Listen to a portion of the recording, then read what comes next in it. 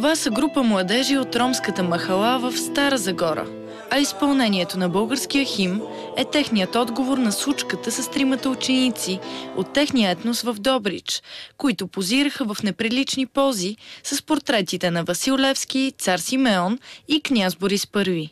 И решихме да направим материал, с който да се извиним пред цяла България, нали? Да публикуваме в интернет и да се извиним, да покажем, че ромите обичат България и могат да бъдат различни. Не всички са еднакви.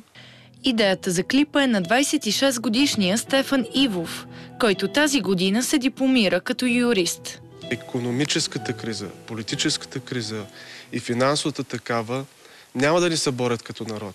Но ако паднем, ако загубим нашата свобода като нация, то ще бъде защото се погубваме един друг чрез омразата и расизма. И ние чрез този клип показахме, че ние обичаме България, че не всички роми мразят България, че ние милеем за нашата родина.